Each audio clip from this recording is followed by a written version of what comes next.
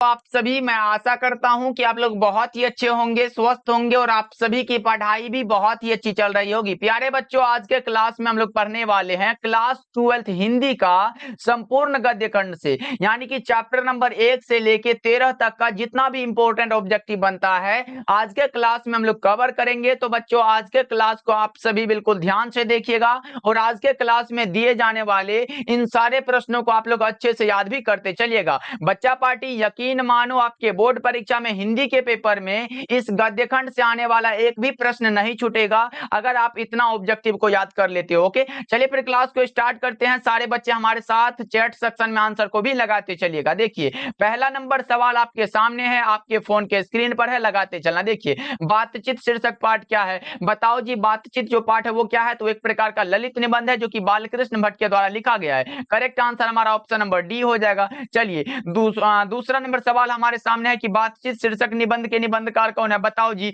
इतना आसान सा प्रश्न है, बता दो।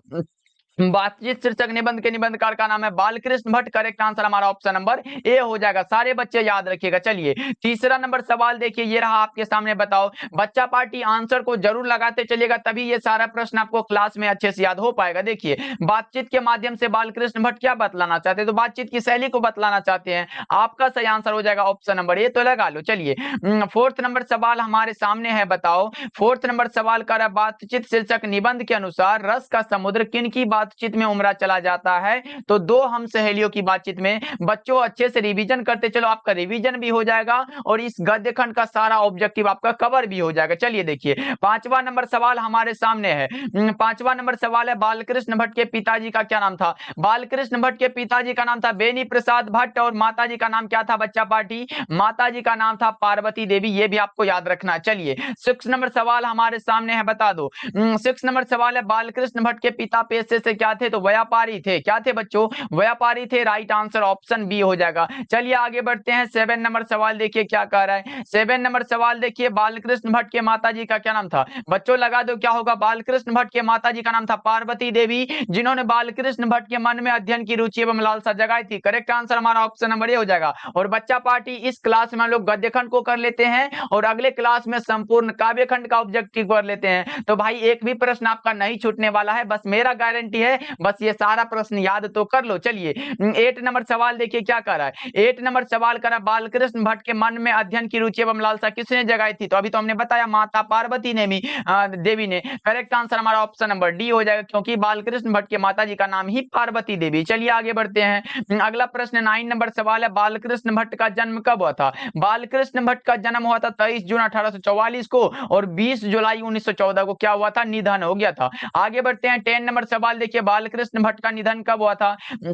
20 जुलाई 1914। अभी तो हमने बताया। करेक्ट आंसर आपका ऑप्शन नंबर सी हो जाएगा। चलिए, 11 नंबर सवाल देखिए बच्चों क्या कह रहा है, बालकृष्ण भट्ट का निवास स्थान कहाँ है? बालकृष्ण भट्ट का निवास स्थान है इलाहाबाद, उत्तर प्रदेश। करेक्ट आंसर आपका क्या हो जाएगा? ऑप्शन नंबर डी हो जाएगा। 12 नंबर सवाल है, बालकृष्ण भट्ट ने मोटा मोटी कुल कितने निबंध लिखे थे? 1000 के आसपास। क्या होगा बच्चों? ऑप्शन ए करेक्ट हो जाएगा। 13 नंबर सवाल हमारे सामने है, अच्छे से लगाते चलो आंसर, लास्ट में पूछेंगे आप लोग सही कितना कर पाए हो। देखिए, 13 नंबर सवाल हमारे सामने है और कह रहा है कि बातचीत शीर्षक निबंध के अनुसार जो कुछ मवाद या धुआं जमा रहता है वो भाप बनकर निकल पड़ता है। कैसे? तो बातचीत के जरिए। क्या होगा बच्चों? बातचीत के जरिए। करेक्ट आंसर हमारा ऑप्शन नंबर सी हो जाएगा। जो कुछ अंदर भी जमा रहता है, कि जो कुछ सोचते हैं कि ये बोल ले, तो वो बोल के ही खत्म होता है। चलिए आगे बढ़ते हैं। अगला प्रश्न हमारे सामने है 14 नंबर सवाल, जैसा काम वैसा परिणाम किस लेखक के द्वारा रचित प्रहसन है? तो जैसा काम वैसा परिणाम जो है ये बालकृष्ण भट्ट के द्वारा लिखा गया है। ऑप्शन सी बिल्कुल सही आंसर है। सारे चैप्टर का आज हम लोग ऑब्जेक्टिव को करेंगे बच्चों, लगाते चलो आंसर को। चलिए आगे बढ़ते हैं। अगला प्रश्न हमारे सामने 15 नंबर सवाल है,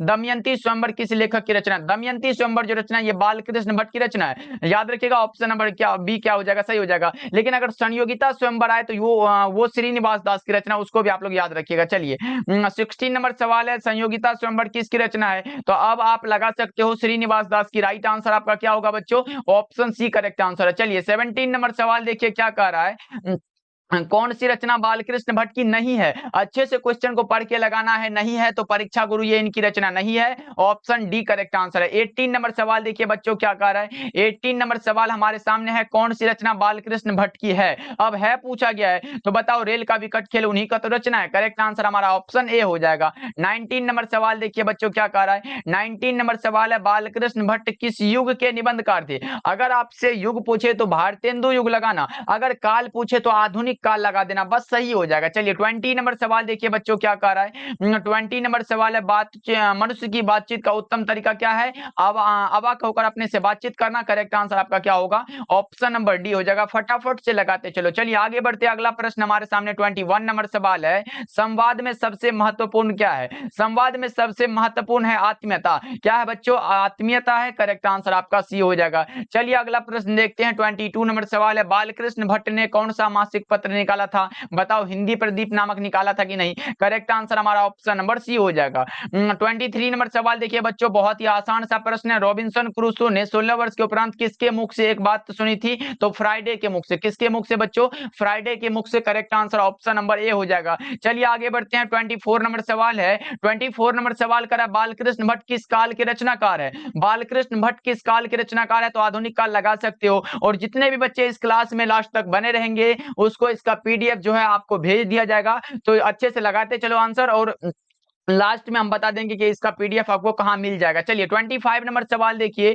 25 नंबर सवाल कर रहा है, बालकृष्ण भट्ट क्या नहीं थे? बालकृष्ण भट्ट क्या नहीं थे? तो महाकाव्यकार नहीं थे बच्चों। ऑप्शन नंबर बी बिल्कुल सही आंसर है। चलिए अगला प्रश्न देखिए। 26 नंबर सवाल है। 26 नंबर सवाल है, किसने कहा है बोलने से ही मनुष्य के रूप का साक्षात्कार होता है? तो ये कहा है किसने, बताओ? ये कहा है बेन जॉनसन साहब ने। करेक्ट आंसर ऑप्शन ए हो जाएगा। 27 नंबर सवाल है, देखो आपके सामने कुछ इस प्रकार का प्रश्न है कि असल बातचीत सिर्फ दो व्यक्तियों के बीच हो सकती है। यह किसकी पंक्ति है? तो यह है एडिसन साहब की। किसकी बच्चों? एडिसन साहब की। करेक्ट आंसर हमारा ऑप्शन नंबर ए हो जाएगा। और बेन जॉनसन ने क्या कहा था? कि बोलने से ही मनुष्य के रूप का साक्षात्कार होता है। 28 नंबर सवाल देखिए क्या कर रहा है। 28 नंबर सवाल है, बालकृष्ण भट्ट के समय में कौन कौन से साथी साहित्यकार थे? तो भारतेंदु हरिश्चंद्र भी थे, राधाचरण गोस्वामी भी थे, प्रताप नारायण मिश्र भी थे और प्रेमघन भी थे। ऑप्शन नंबर डी लगा लो, इनमें से सभी हो जाएगा, उपयुक्त सभी हो जाएगा। चलिए अगला प्रश्न हमारे सामने 29 नंबर सवाल देखिए क्या कर रहा है। 29 नंबर सवाल कुछ इस प्रकार का है कि आचार्य रामचंद्र शुक्ल ने बालकृष्ण भट्ट की तुलना किन अंग्रेजी साहित्य के लेखकों से की है? बताओ जी,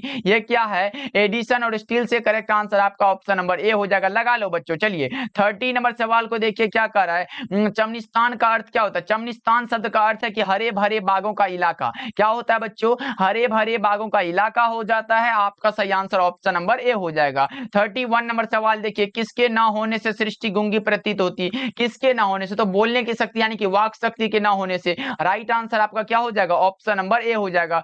32 नंबर सवाल देखिए बच्चों, वाक शक्ति के अनेक फायदों में कौन सा दो है? तो वो है स्पीच, वक्तृता और बातचीत। कौन सा है बच्चों?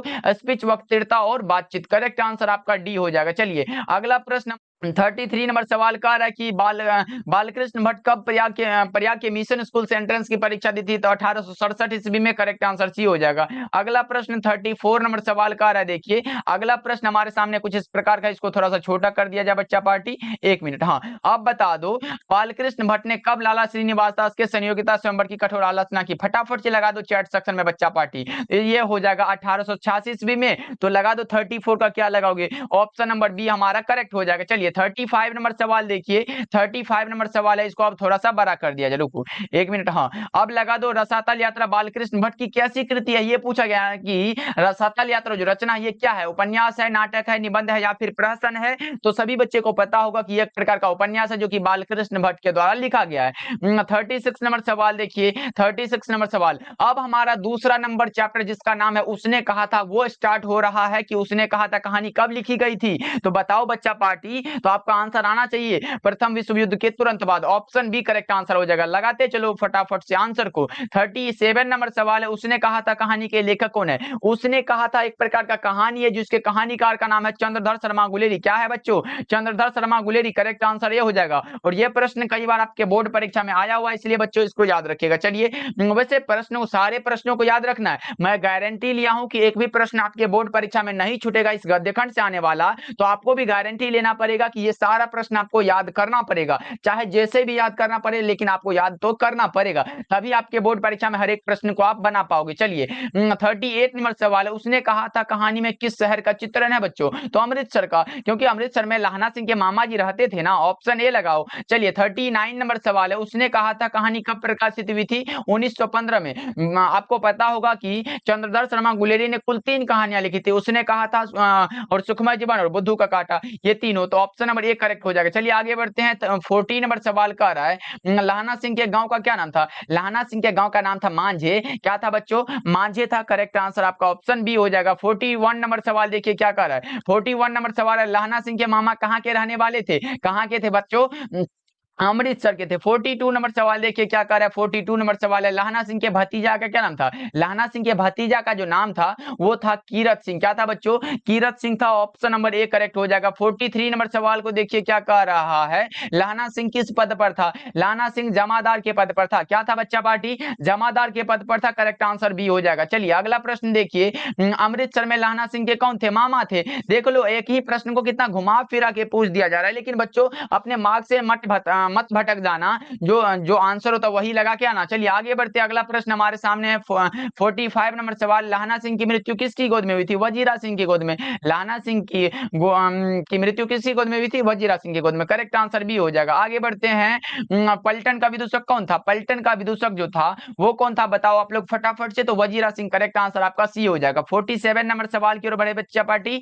47 नंबर सवाल है, लाहना सिंह किस कहानी का पात्र है? लाहना सिंह का जो है ये उसने कहा था कहानी से संबंध है। करेक्ट आंसर डी हो जाएगा। चलिए आगे बढ़ते हैं बच्चा पार्टी, अगला प्रश्न हमारे सामने 48 नंबर सवाल है, बचपन में लाहना सिंह जो है लड़की से बार बार क्या पूछता था? क्या पूछता था भाई? तेरी कुरमाई हो गई? तो कहां दिया गया? ऑप्शन नंबर सी में दिया गया, लगा लो ना। चलिए आगे बढ़ते हैं, अगला प्रश्न हमारे सामने है 49 नंबर सवाल, लाहना सिंह जो है सूबेदार को वापस बुलाने के लिए किसे भेजता था? बताओ लाहना सिंह जो है सूबेदार को वापस बुलाने के लिए किसे भेजता है? तो वजीरा सिंह को। राइट आंसर हमारा ए हो जाएगा। 50 नंबर सवाल देखिए क्या कह रहा है, लाहना सिंह का सिर जो है अपनी गोद में लेकर कौन बैठा था? लाहना सिंह का वजीरा सिंह। करेक्ट आंसर आपका ये हो जाएगा। करेक्ट आंसर ये लगा लो। और लाहना सिंह की मृत्यु भी वजीरा सिंह के गोद में ही हुई थी। चलिए 51 नंबर सवाल देखिए क्या कह रहा है। 51 नंबर सवाल है, सूबेदार हजारा सिंह के लड़के का क्या नाम था बताओ? सूबेदार हजारा सिंह के लड़के का जो नाम था वो क्या था? बोधा सिंह था। करेक्ट आंसर आपका क्या होगा बच्चों? ऑप्शन ए करेक्ट हो जाएगा। 52 नंबर सवाल देखिए, भारतीय सिपाहियों का किसके साथ संघर्ष हुआ था? जर्मनी के साथ। क्या? ऑप्शन नंबर डी बिल्कुल सही आंसर है 52 का। चलिए अगला प्रश्न देखिए, 53 नंबर सवाल कह रहा है, जर्मन लेफ्टिनेंट को किसने मार गिराया? जर्मन लेफ्टिनेंट को किसने मार गिराया बच्चा पार्टी? लाहना सिंह ने। राइट आंसर सी हो जाएगा। 54 नंबर सवाल देखिए क्या कर रहा है, सिख राइफल्स के जमादार लाहना सिंह का नंबर क्या था? तो आप लगाओगे सर 77 था। राइट आंसर ऑप्शन नंबर ए को लगा दीजिए। चलिए 55 नंबर सवाल है, सरकार ने सूबेदार को जमीन कहां दी है? बताओ लायलपुर में। करेक्ट आंसर आपका क्या होगा? ऑप्शन नंबर डी हो जाएगा। 56 नंबर सवाल है आपके सामने बच्चों। 56 नंबर सवाल है, चंद्रधर शर्मा गुलेरी का जन्म कहां हुआ था? चंद्रधर शर्मा गुलेरी का अगर जन्म स्थान पूछे तो जयपुर राजस्थान को लगाना, अगर मूल निवास पूछे तो कांगड़ा हिमाचल प्रदेश लगा के चले आना। चलिए आगे बढ़ते हैं। 57 नंबर सवाल है, सुखमय जीवन किसकी रचना है? तो चंद्रधर शर्मा गुलेरी की रचना है। ऑप्शन ए करेक्ट आंसर है। चलो आगे बढ़ते हैं। 58 नंबर सवाल है बच्चों। 58 नंबर सवाल कर रहा है, कछुआ धर्म किसकी कृति है? कछुआ धर्म जो लिखा गया, ये लिखा गया है चंद्रधर शर्मा गुलेरी जी के द्वारा। Right answer option number D हो जाएगा। चलिए ये सारे के सारे इंपॉर्टेंट रचना है बच्चा पार्टी, इसलिए हमने ये करा रखा है, इसलिए सारे प्रश्नों को याद करते चलो आप लोग। चलिए 59 नंबर सवाल है, पुरानी हिंदी किन की रचना है? पुरानी हिंदी लिखा गया चंद्रधर शर्मा गुलेरी के द्वारा। राइट आंसर हमारा ऑप्शन नंबर सी हो जाएगा। 60 नंबर सवाल देखिए क्या कह रहा है। 60 नंबर सवाल है, कौन सा निबंध गुलेरी रचित नहीं है? नहीं पूछा गया आप लोगों से, तो बताओ क्या होगा 60 नंबर सवाल का जवाब? तो बोलोगे सर ये मजदूरी और प्रेम इनकी रचना नहीं है। चलिए 61 नंबर सवाल देखिए क्या कह रहा है, कौन सी कहानी चंद्रधर शर्मा गुलेरी के द्वारा लिखा हुआ नहीं है? बताओ कौन सी है जो नहीं है? तो बताओ जूठन तो ये ओम प्रकाश वाल्मीकि की रचना, तो ये सब कैसे होगा? ऑप्शन डी करेक्ट हो जाएगा। चलिए आगे बढ़ते, अगला प्रश्न हमारे सामने 62 नंबर सवाल है, चंद्रधर शर्मा गुलेरी किस गांव के मूल निवासी थे? मूल निवासी अभी तो हमने बताया गुलेर कांगड़ा हिमाचल प्रदेश के थे। राइट आंसर हमारा बी हो जाएगा। अगला प्रश्न हमारे सामने 63 नंबर सवाल है, उसने कहा था कहानी कितने भागों में विभक्त है? उसने कहा था जो कहानी है ये कितने भागों में बांटा गया है? ये बांटा गया 5 भागों में। करेक्ट आंसर डी हो जाएगा। चलिए और पूछे चंद्रधर शर्मा गुलेरी ने कुल कितनी कहानियां लिखी है? तो आप लगाओगे 3। चलिए आगे बढ़ते, अगला प्रश्न हमारे सामने है 64 नंबर सवाल, बता दो चंद्रधर शर्मा गुलेरी किस युग के कहानीकार है? तो द्विवेदी युग के कहानीकार है, राइट आंसर आपका ए हो जाएगा। 65 नंबर सवाल देखिए बच्चों,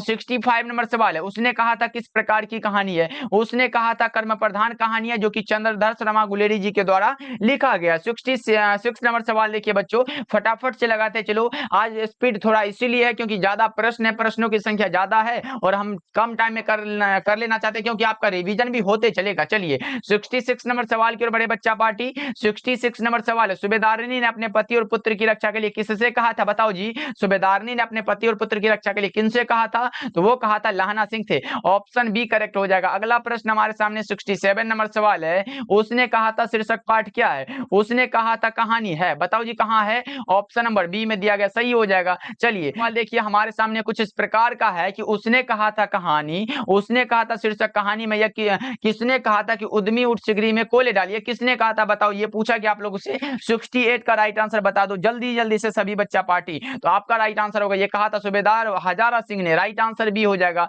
अगला प्रश्न हमारे सामने 69 नंबर सवाल है, चंद्रधर शर्मा गुलेरी किसके अभिभावक बनकर मेयो कॉलेज अजमेर में आए थे? तो खेतरी के नाबालिग राजा जयसिंह के कहने पर, ऑप्शन नंबर सी हो जाएगा। चलिए 70 नंबर सवाल हमारे सामने है, बताओ गुलेरी जी किस सती के प्रमुख लेखक थे? बताओ गुलेरी जी जो है चंद्रधर शर्मा गुलेरी किस सती के प्रमुख लेखक थे? तो 20वीं सती के, right answer option number D हो जाएगा। आगे बढ़ते हैं बच्चों, अगला प्रश्न 71 नंबर सवाल है, गुलेरी जी कुल कितनी कहानियां लिखी? हमने बताया था कि 3 लगा देना, उसने कहा था सुखमय जीवन और बुद्धू का कांटा, 3 हुआ। आगे बढ़ते हैं 72 नंबर सवाल है, उसने कहा था कहानी कैसी कहानी है? तो युद्ध की भी कहानी है, दिव्य प्रेम की भी कहानी है और प्रेम पर बलिदान होने की भी कहानी है। तो इनमें से सभी लग जाएगा, ऑप्शन डी करेक्ट है। चलिए अगला प्रश्न देखिए हमारे सामने है, चंद्रधर शर्मा गुलेरी संस्कृत विभाग के अध्यक्ष कब बने थे? बताओ चंद्रधर शर्मा गुलेरी संस्कृत विभाग के अध्यक्ष बने थे 1916 ईस्वी में, राइट आंसर आपका क्या होगा? ऑप्शन बी हो जाएगा।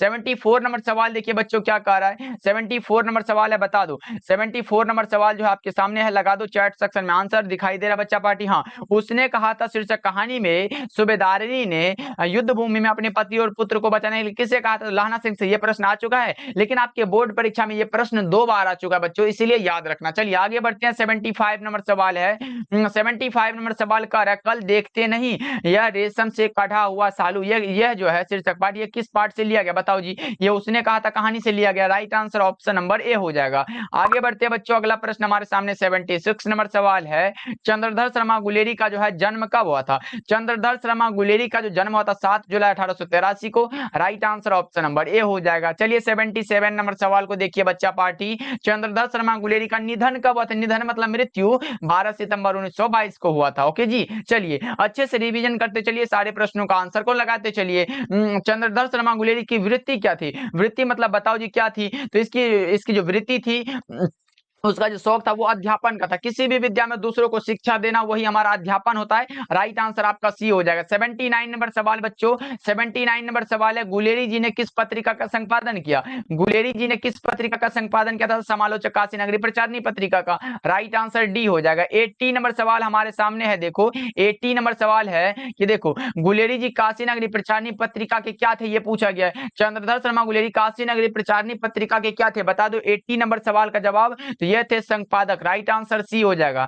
81 नंबर सवाल है हमारे सामने बच्चों, 81 नंबर सवाल, और हमारा तीसरा नंबर चैप्टर स्टार्ट हो रहा है जिसका नाम है संपूर्ण क्रांति, और यह पूछा गया क्या है? तो संपूर्ण क्रांति भाषण है, सही जवाब सी हो जाएगा। अगला प्रश्न हमारे सामने है, देखो अगला प्रश्न है कि संपूर्ण क्रांति के रचनाकार कौन है? संपूर्ण क्रांति के रचनाकार का नाम है जयप्रकाश नारायण। क्या है बच्चों? जयप्रकाश नारायण, सी हो जाएगा सही जवाब। चलिए 83 नंबर सवाल को देखिए क्या कह रहा है, 83 नंबर सवाल है, जयप्रकाश नारायण का जन्म कहाँ हुआ था? जयप्रकाश नारायण का जन्म होता है सितादिया गांव, उत्तर प्रदेश के बलिया और बिहार के सारण जिले में फैला हुआ है। चलिए 84 नंबर सवाल देखिए बच्चों, 84 नंबर सवाल है, जयप्रकाश नारायण का जन्म कब हुआ था? 11 अक्टूबर 1902 को जन्म हुआ था, ऑप्शन नंबर बी करेक्ट हो जाएगा। आगे बढ़ते अगला प्रश्न हमारे सामने है, 85 नंबर सवाल, जयप्रकाश नारायण का निधन कब हुआ था? 8 अक्टूबर 1979 को हुआ था, राइट आंसर ऑप्शन ए हो जाएगा। चलिए आगे बढ़ते हैं, 86 नंबर सवाल है, जयप्रकाश नारायण के स्वास्थ्य पर निगरानी रखने वाले डॉक्टर का क्या नाम था? डॉक्टर रहमान नाम था। क्या था बच्चों? डॉक्टर रहमान था। 87 नंबर सवाल है हमारे सामने, बताओ। 87 नंबर सवाल है, जयप्रकाश नारायण के पिताजी का क्या नाम था? बताओ। जयप्रकाश नारायण के माताजी का नाम पूछा गया। माताजी का नाम था फूलरानी और पिताजी का नाम था हरसू दयाल, तो दोनों को याद रखना। चलिए 88 नंबर सवाल देखिए क्या कह रहा है। 88 नंबर सवाल है, जयप्रकाश नारायण को किसका भाषण सुनकर अमेरिका जाने की प्रेरणा मिली थी? बताओ। स्वामी सत्यदेव के भाषण को सुनकर। राइट आंसर बी हो जाएगा। 89 नंबर सवाल देखिए बच्चों क्या कर रहा है, जयप्रकाश नारायण की पत्नी का क्या नाम था? तो प्रभावती देवी। कहां है? तो ऑप्शन नंबर सी में दिया गया, बिल्कुल सही आंसर है। 90 नंबर सवाल देखिए क्या कर रहा है, जयप्रकाश नारायण के पिताजी का क्या नाम था? जयप्रकाश नारायण के पिताजी का नाम था हरसू दयाल। चलिए आगे बढ़ते, अगला प्रश्न हमारे सामने 91 नंबर सवाल है, जयप्रकाश नारायण को किसका दलाल कहा गया है? तो यह कहा गया है अमेरिका का। करेक्ट आंसर आपका क्या होगा? ऑप्शन नंबर डी हो जाएगा। चलिए 92 नंबर सवाल 92 नंबर सवाल है, जयप्रकाश नारायण ने किस वर्ष छात्र आंदोलन का नेतृत्व किया था? 5 जून 1974 को पटना के गांधी मैदान में। चलिए 93 नंबर सवाल क्या करा बच्चों, दल विहीन लोकतंत्र किसके मूल उद्देश्यों में है? तो यह है मार्क्सवाद और लेनिनवाद के। करेक्ट आंसर बी हो जाएगा। 94 नंबर सवाल देखिए क्या करा बच्चा पार्टी। 94 नंबर सवाल है, जयप्रकाश नारायण के बचपन का क्या नाम था? बाउल था। जयप्रकाश नारायण के बचपन का नाम था बाउल और बड़े होने पर ये लोकनायक के नाम से प्रसिद्ध हुए। चलिए आगे बढ़ते हैं, 95 नंबर सवाल है। 95 नंबर सवाल है, जयप्रकाश नारायण को भारत की जनता किस नाम से याद करती है? तो लोकनायक के नाम से। सही जवाब ऑप्शन नंबर सी हो जाएगा। 96 नंबर सवाल है, जयप्रकाश नारायण को भारत रत्न की उपाधि कब दी गई थी? बच्चों लगा दो, 1998 में। और जयप्रकाश नारायण को मैग्सेसे सम्मान जो है ये 1965 में दिया गया था, ये भी आपको याद रखना। चलिए 97 नंबर सवाल देखिए बच्चों क्या कह रहा है। 97 नंबर सवाल है, प्रजा सोशलिस्ट पार्टी का गठन कब हुआ था? 1952 में। करेक्ट आंसर आपका क्या होगा? Option reconstruction of Indian polity किसकी रचना है? रिकंस्ट्रक्शन ऑफ इंडियन पॉलिटी जो ये लिखा गया है जयप्रकाश नारायण के द्वारा। आपका सही आंसर क्या होगा बच्चों? ऑप्शन नंबर डी हो जाएगा। फटाफट से बोलने में थोड़ा गला भी ये हो जाता। चलिए आगे बढ़ते हैं बच्चों, अगला प्रश्न हमारे सामने है 99 नंबर सवाल, किसे लोकनायक के नाम से जाना जाता है? ये जाना जाता है लोकनायक जयप्रकाश नारायण को। करेक्ट आंसर आपका बी हो जाएगा। चलिए 100 नंबर सवाल हो चुका है हमारा, देखो 100 नंबर सवाल है, 1974 में बिहार प्रदेश के मुख्यमंत्री कौन थे? अब्दुल गफूर थे। राइट आंसर बी हो जाएगा। 101 नंबर सवाल 102 नंबर सवाल देखिए बच्चों क्या करा है, जयप्रकाश नारायण मार्क्सवादी कब बने थे? 1924 में। कब बने थे बच्चों? 1924 में। राइट आंसर आपका क्या होगा? ऑप्शन नंबर डी हो जाएगा। ओके चलिए, और लेनिन की मृत्यु भी 1924 में ही हुई थी। चलिए आगे बढ़ते, अगला प्रश्न हमारे सामने है 103 नंबर सवाल, लेनिन की मृत्यु कब हुई थी? 1924 में। लगा दो, करेक्ट हो जाएगा ऑप्शन नंबर डी। चलिए अगला प्रश्न देखिए 104 नंबर सवाल है, फ्री प्रेस के मालिक कौन थे? फ्री प्रेस के मालिक का नाम था सदानंद जी। ऑप्शन नंबर सी बिल्कुल सही आंसर है। 105 नंबर सवाल देखिए, जयप्रकाश नारायण बड़े होने पर किस नाम से प्रसिद्ध हुए थे? तो लोकनायक यानी कि JP Jayaprakash Narayan. Option number A correct हो जाएगा। चलिए आगे बढ़ते, अगला प्रश्न हमारे सामने 106 नंबर सवाल है, जयप्रकाश नारायण सविनय अवज्ञा आंदोलन के दौरान जो है ये जेल कब गए थे? 106 नंबर सवाल का जवाब लगाएंगे सभी बच्चे फटाफट से। ये गए थे 1932 में। राइट आंसर ए हो जाएगा। चलिए 107 नंबर सवाल है, जयप्रकाश नारायण को कौन सा पुरस्कार दिया गया था? बताओ। ये दिया गया था मैग्सेसे सम्मान और भारत रत्न। मैग्सेसे सम्मान दिया गया था 1965 में और ये भारत रत्न दिया गया था 1998 में। दोनों को याद रखिएगा। चलिए 108 नंबर सवाल की ओर बढ़ते हैं, ये रहा हमारे सामने, जयप्रकाश नारायण को मैग्सेसे सम्मान कब दिया गया था? 1965 में, जो कि अभी हमने बताया। करेक्ट आंसर ये हो जाएगा। 109 नंबर सवाल देखिए क्या कह रहा है, जयप्रकाश नारायण ने आईएससी की परीक्षा जो ये कहां से पास की थी? बताओ। ये क्या था? बिहार विद्यापीठ से। राइट आंसर डी हो जाएगा। चलिए 110 नंबर सवाल देखिए, जयप्रकाश नारायण शिक्षा प्राप्ति के लिए अमेरिका कब गए थे? बताओ। जयप्रकाश नारायण शिक्षा प्राप्ति के लिए अमेरिका कब गए थे? 1922 में। चलिए 111 नंबर सवाल देखिए क्या कह रहा है, अर्धनारीश्वर शीर्षक पाठ क्या है? अब हमारा चौथा नंबर चैप्टर स्टार्ट होता है बच्चों। अर्धनारीश्वर क्या है? तो एक प्रकार का निबंध है जिसके निबंधकार का नाम है रामधारी सिंह दिनकर। 112 नंबर सवाल देखिए, अर्धनारीश्वर निबंध के निबंधकार कौन है? रामधारी सिंह दिनकर। कहां है बच्चों? ऑप्शन नंबर सी में दिया गया है। 113 नंबर सवाल देखिए क्या कह रहा है, 113 नंबर सवाल है, रामधारी सिंह दिनकर का जन्म कब हुआ था? रामधारी सिंह दिनकर का जो जन्म हुआ था वो बताओ कब हुआ था? बता दो बच्चा पार्टी। 113 नंबर सवाल का जवाब जल्दी जल्दी से। ये हुआ था 23 सितंबर 1908 को। चलिए आगे बढ़ते, 114 नंबर सवाल देखिए क्या कह रहा है, रामधारी सिंह दिनकर का निधन कब हुआ था? 24 अप्रैल 1974 को इसका निधन यानी कि मृत्यु हो गया था। चलिए आगे बढ़ते हैं। 115 नंबर सवाल है, रामधारी सिंह दिनकर के पिताजी का क्या नाम था? पिताजी का नाम था रवि सिंह और माताजी का क्या नाम था बच्चा पार्टी? माताजी का नाम था मनरूप देवी। याद रखोगे आप लोग, बहुत इंपॉर्टेंट है। चलिए आगे बढ़ते हैं, अगला प्रश्न हमारे सामने 116 नंबर सवाल है, निम्नलिखित में कौन सी रचना रामधारी सिंह दिनकर की है? बताओ। तो ये उर्वशी हो जाएगा, और उर्वशी रचना के लिए रामधारी सिंह दिनकर को भारतीय ज्ञानपीठ का पुरस्कार भी दिया गया था। चलिए आगे बढ़ते हैं। 117 नंबर सवाल है आपके सामने, बता दो, अर्धनारीश्वर शीर्षक पाठ में कौन स्वयं वृत्त बन गया और नारी को उसने कली मान लिया? यह है पुरुष, ऑप्शन नंबर डी करेक्ट हो जाएगा। 118 नंबर सवाल देखिए क्या कह रहा है।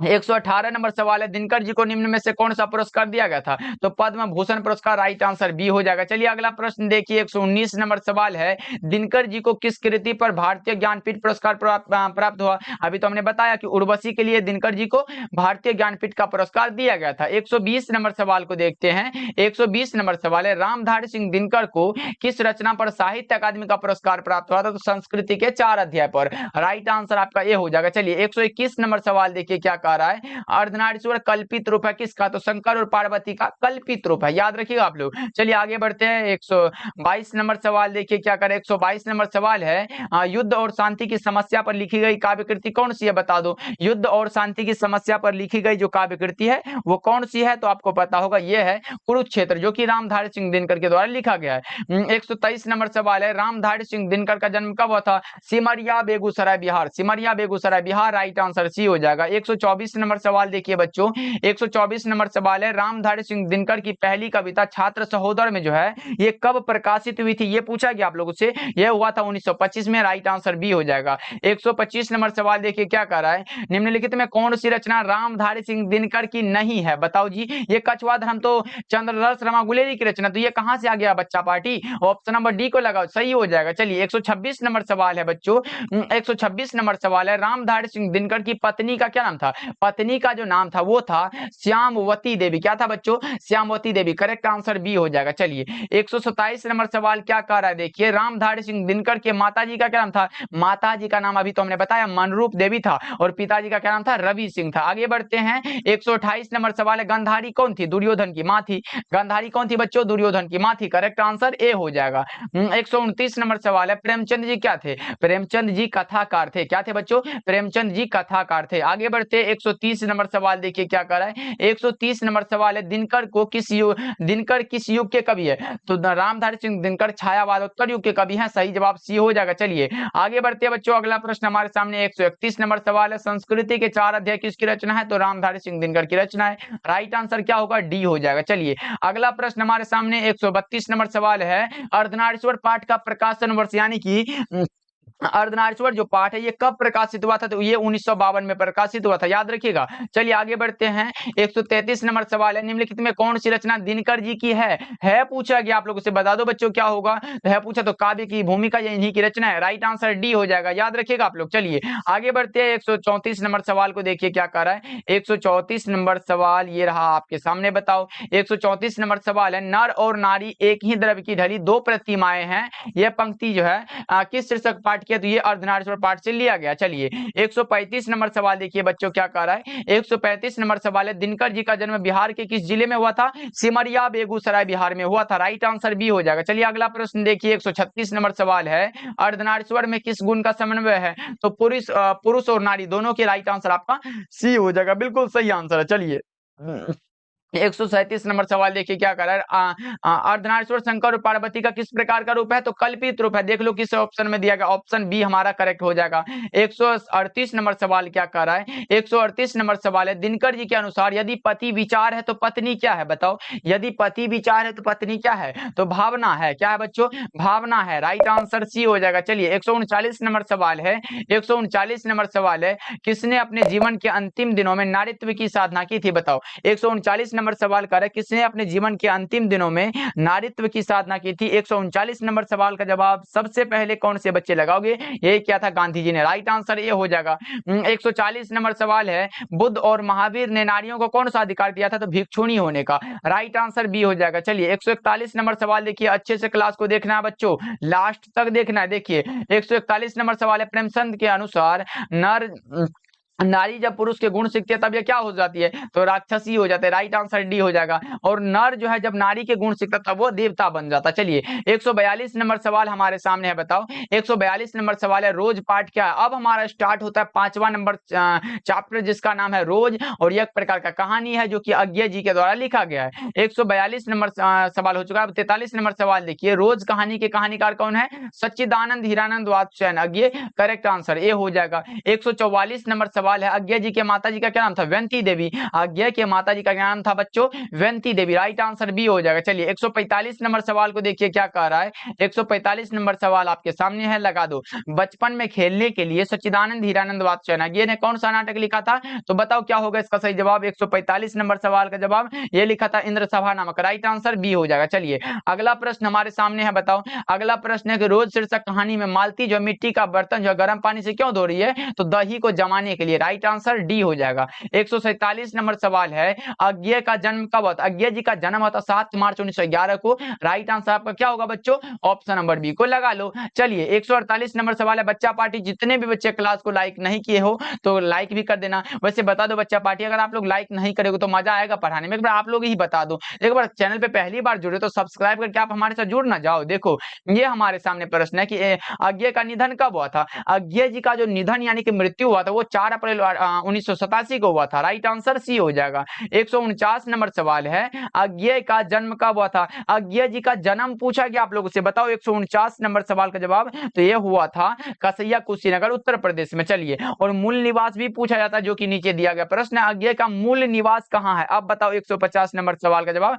करतारपुर पंजाब में है। राइट आंसर ए हो जाएगा। चलिए 151 नंबर सवाल देखिए बच्चों क्या करा, अज्ञे के पिताजी का क्या नाम था, पिताजी का नाम था doctor Hiranand Shastri, option A correct answer. और माता जी का नाम था व्यंती देवी। चलिए 152 नंबर सवाल देखिए क्या कह रहा है, अज्ञे का पूरा नाम क्या है, तो सच्चिदानंद हीरानंद वात्स्यायन अज्ञे, करेक्ट आंसर आपका क्या होगा बच्चों, ऑप्शन बी करेक्ट हो जाएगा। चलिए 153 नंबर सवाल है, रोज कहानी की नायिका कौन है, तो मालती है। बड़ा आसान सा प्रश्न पूछ दिया, करेक्ट आंसर ए हो जाएगा। चलिए 154 नंबर सवाल को देखते हैं क्या कह रहा है। 154 नंबर सवाल है, मालती के पति का क्या नाम है, महेश्वर नाम है। क्या है बच्चों, महेश्वर है। 155 नंबर सवाल देखिए क्या कह रहा है। 155 नंबर सवाल है, मालती का पति क्या है, तो डॉक्टर है। क्या है बच्चों, डॉक्टर है। राइट आंसर ए हो जाएगा। चलिए 156 नंबर सवाल है, तार सप्तक का संपादक कौन है, तो अज्ञे जी यानी कि सच्चिदानंद हीरानंद वात्स्यायन अज्ञे हो जाएगा। करेक्ट आंसर डी हो जाएगा। चलिए 157 नंबर सवाल कह रहा है कि 157 नंबर सवाल है, अज्ञे किस वाद्य से संबंधित है, अज्ञे जी किस वाद्य से संबंधित है, बता दो। 157 नंबर सवाल का जवाब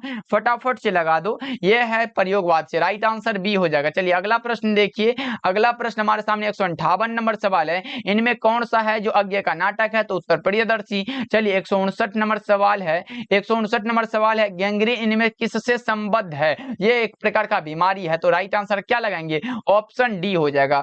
160 नंबर सवाल है, मालती महेश्वर की संतान का क्या नाम है, तो टीटी नाम है। क्या है बच्चा पार्टी, टीटी नाम है। तो राइट आंसर आपका क्या होगा, ऑप्शन नंबर बी हो जाएगा। 161 नंबर सवाल कह रहा है कि नदी के द्वीप किन की रचना है, तो ये अज्ञे जी की रचना है। नदी के द्वीप जो रचना है ये अज्ञे जी की रचना है। राइट आंसर बी हो जाएगा। चलिए आगे बढ़ते हैं बच्चों। 162 नंबर सवाल है, अज्ञे को ज्ञानपीठ पुरस्कार जो है किस रचना पर प्राप्त हुआ था, तो अज्ञे जी को जो ज्ञानपीठ पुरस्कार मिला था वो कितनी नावों में कितनी बार रचना पर मिला था। राइट आंसर आपका क्या होगा बच्चों, ऑप्शन ए हो जाएगा। 163 नंबर सवाल कह रहा है कि इनमें कौन सी पुस्तक अज्ञे जी की है पूछा गया आप लोगों से, बताओ। ये हरी घास पर छनबर जो ये इन्हीं की रचना है। राइट आंसर सी हो जाएगा। चलिए अगला प्रश्न हमारे सामने है, बताओ। अगला प्रश्न 164 नंबर सवाल है, रोज कहानी में अतिथि बनकर कौन आता है, तो मालती के दूर के रिश्ते का भाई। राइट आंसर आपका सी हो जाएगा। 165 नंबर सवाल कह रहा है, देखिए 165 नंबर सवाल है कि रोज जो कहानी घंटे की किस धड़कन के साथ समाप्त होती है, तो 11 घंटे के साथ। ऑप्शन नंबर डी हो जाएगा। 165 नंबर सवाल 166 नंबर सवाल है, इनमें कौन सी कृति अज्ञे जी की नहीं है, अब नहीं पूछा गया, बताओ कौन सा होगा, तो ये पल्लव इनकी रचना नहीं है, इसलिए करेक्ट आंसर आपका ए हो जाएगा। चलिए 167 नंबर सवाल है, कौन सी कृति अज्ञे जी की है पूछा गया आप लोगों से, बताओ कौन सी है, तो नदी के द्वीप इन्हीं की रचना है। चलिए अगला प्रश्न देखते हैं। अगला प्रश्न हमारे सामने 168 नंबर सवाल है, उत्तर प्रियदर्शी नाटक के नाटककार कौन है, तो अज्ञे जी है। करेक्ट आंसर आपका क्या होगा बच्चों, ऑप्शन नंबर बी हो जाएगा। चलिए 169 नंबर सवाल को देखिए क्या कह रहा है। 169 नंबर सवाल है, शेखर एक जीवनी जो है ये किस विधा की कृति है, बताओ। 169 नंबर सवाल का जवाब बताओ।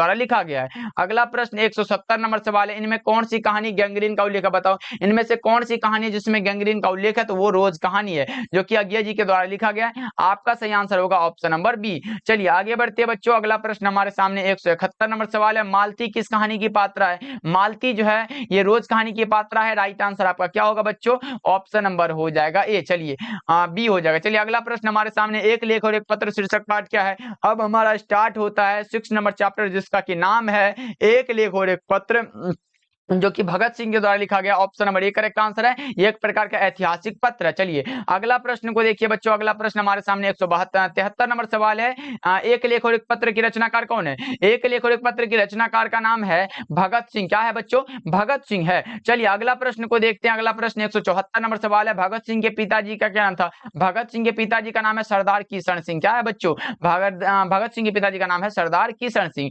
याद रहेगा। 175 नंबर सवाल है, भगत सिंह का संपूर्ण परिवार क्या था? स्वाधीनता सेनानी था। क्या था बच्चा पार्टी? तो स्वाधीनता सेनानी था। राइट आंसर सी हो जाएगा। चलिए आगे बढ़ते हैं, अगला प्रश्न हमारे सामने है, अगला प्रश्न 176 नंबर सवाल है, भगत सिंह का जन्म कब हुआ था? भगत सिंह का जो जन्म हुआ था वो 28 सितंबर 1907 को हुआ था। तो राइट आंसर हमारा ए हो जाएगा। भगत सिंह का जो जन्म हुआ था वो 28 सितंबर 1907 को हुआ था। 177 नंबर सवाल हमारे सामने है, बताओ 177 नंबर सवाल है, भगत सिंह के चाचा जी का क्या नाम था? चाचा जी का नाम था अजीत सिंह।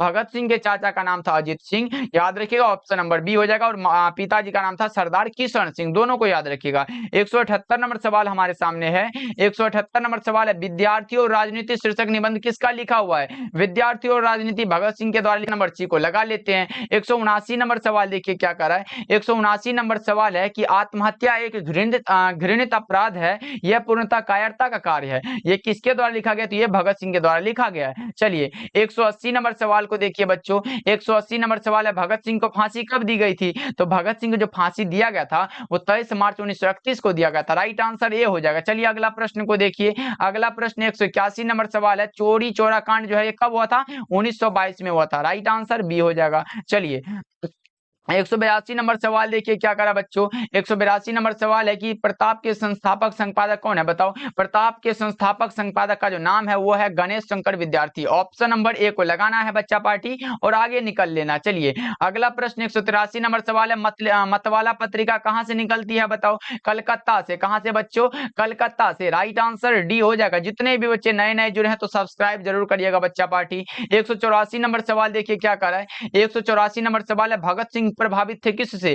कार्ल मार्क्स से। किससे बच्चों?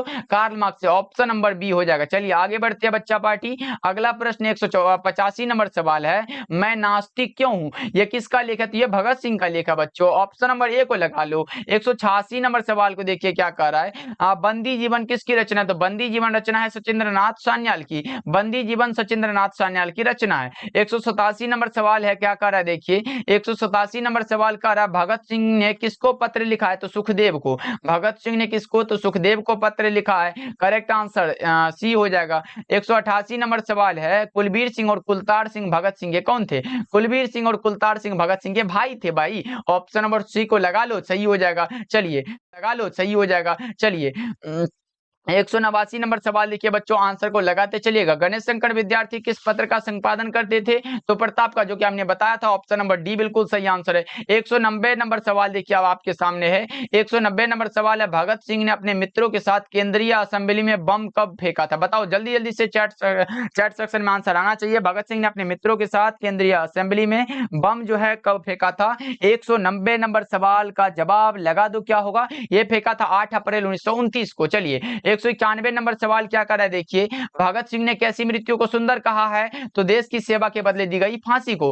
राइट आंसर हमारा सी हो जाएगा। चलिए 192 नंबर सवाल देखिए क्या कर रहा है, पंजाब की भाषा तथा लिपि की समस्या किस लेखक की रचना है? ये भी भगत सिंह की रचना भाई। ऑप्शन नंबर ए को लगा लो, सही हो जाएगा। चलिए 193 नंबर सवाल को देखते हैं बच्चों क्या कर रहा है, भगत सिंह के माताजी का क्या नाम था? माताजी का जो नाम था विद्यावती था और पिताजी का नाम था सरदार किशन सिंह। दोनों याद रहेगा बच्चों। आगे बढ़ते हैं 194 194 नंबर सवाल क्या करा, देखिए 194 नंबर सवाल है, किस पाठ की उक्ति है कि केवल कष्ट सहकर ही देश की सेवा की जा सकती है। यह भी एक लेख और एक पत्र में आया हुआ है, तो आपका राइट आंसर ऑप्शन नंबर ए हो जाएगा। चलिए 195 नंबर सवाल है बच्चों, 195 नंबर सवाल है, किस पाठ की उक्ति है तो की विपत्तियां व्यक्ति को पूर्ण बनाने वाली होती है, किस पाठ की। यह भी एक लेख और एक पत्र में लिया गया, right answer option number B हो जाएगा। चलिए 196 नंबर सवाल देखिए बच्चों, 196 नंबर सवाल है, भगत सिंह के पिता और चाचा किसके सहयोगी थे, तो लाला लाजपत राय के। किसके बच्चों, लाला लाजपत राय के। ऑप्शन नंबर सी बिल्कुल सही आंसर हो जाएगा। चलिए 197 नंबर सवाल की ओर बढ़ते हैं, ये रहा हमारे सामने,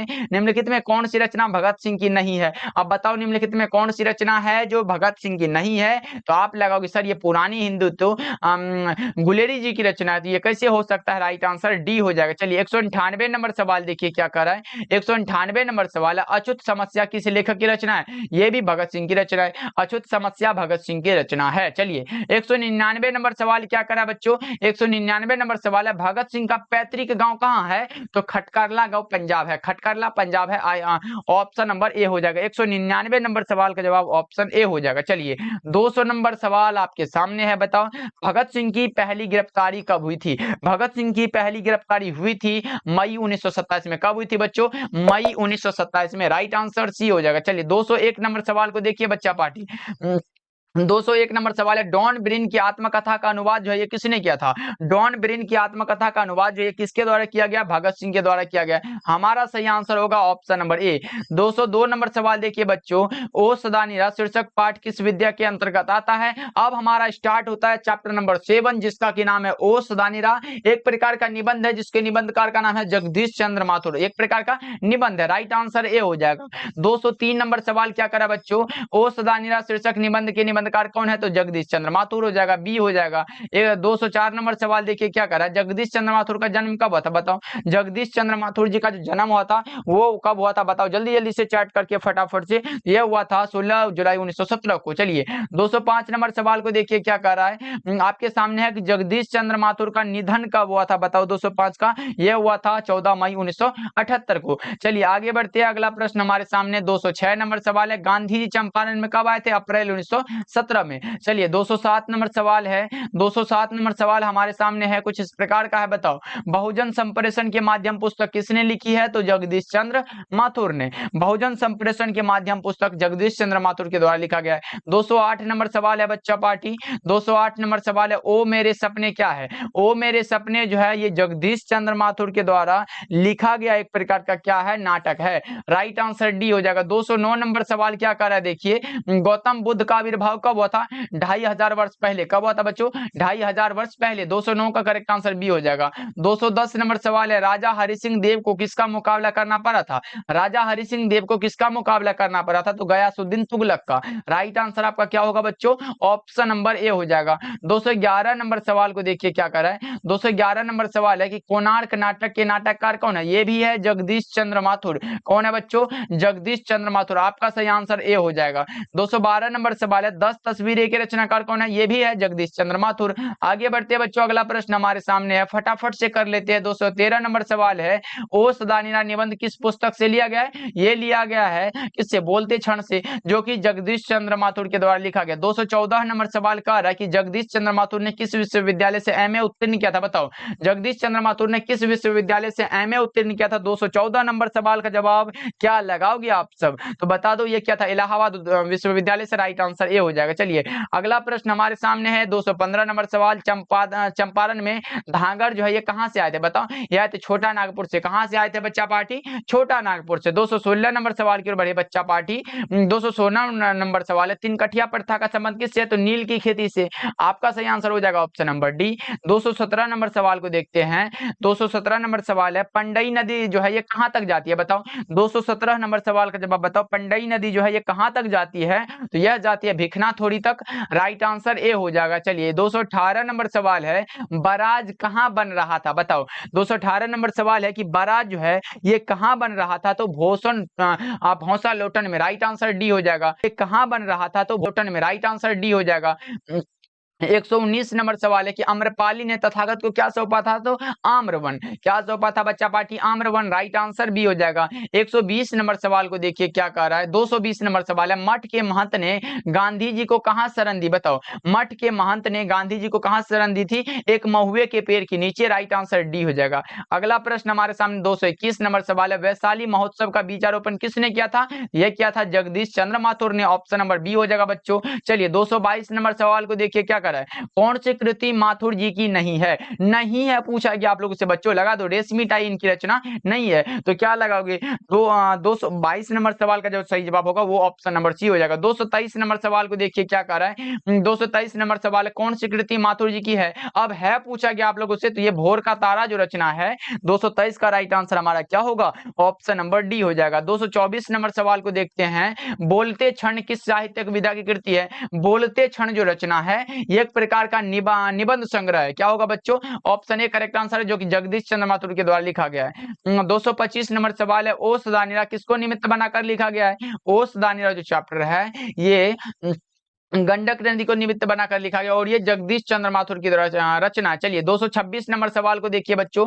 226 नंबर सवाल है, थारन शब्द किस शब्द से विकसित है, थार शब्द से। क्या बच्चों, थार शब्द से। राइट आंसर भी हो जाएगा। चलिए 227 नंबर सवाल है, गांधी जी को महुए के पेड़ के नीचे जगह किसने दी थी, तो मठ के महंत ने। राइट आंसर सी हो जाएगा। चलिए 228 नंबर सवाल है बच्चों। 228 नंबर सवाल है, जगदीश चंद्र माथुर को कौन सा पुरस्कार दिया गया था, कौन सा दिया गया था, मैं बता दूं जगदीश चंद्र माथुर को विद्या वारिधि की उपाधि भी दी गई थी, कालिदास अवार्ड भी और बिहार राजभाषा पुरस्कार, इनमें से सभी हो जाएगा। 228 नंबर सवाल का जवाब हमारा correct answer option number D हो जाएगा। 229 नंबर सवाल देखिए क्या कर रहा है, गगन सवारी नाटक का प्रकाशन वर्ष कब है, 229 नंबर सवाल का जवाब बता दो, तो यह हुआ था 1958 में प्रकाशित। राइट आंसर सी हो जाएगा और यह जगदीश चंद्र माथुर के द्वारा लिखा गया। चलिए आगे बढ़ते हैं।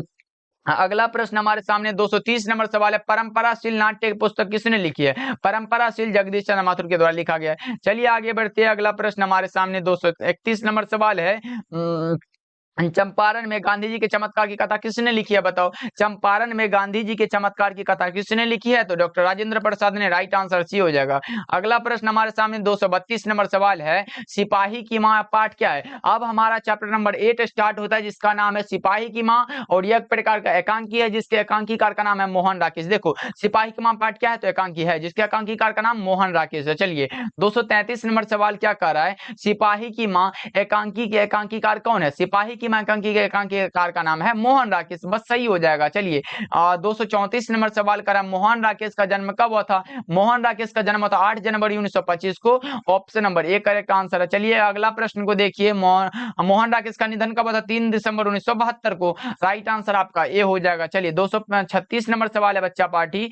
236 नंबर सवाल है, नाटक के क्षेत्र में जयशंकर प्रसाद के बाद की सबसे बड़ी प्रतिभा कौन माने जाते हैं, तो मोहन राकेश माने जाते हैं बच्चा पार्टी। ऑप्शन नंबर बी को लगा लो। चलिए 237 नंबर सवाल कह रहा है कि मोहन राकेश किस आंदोलन के प्रमुख हस्ताक्षर थे, नई कहानी आंदोलन के। ऑप्शन ए करेक्ट आंसर है।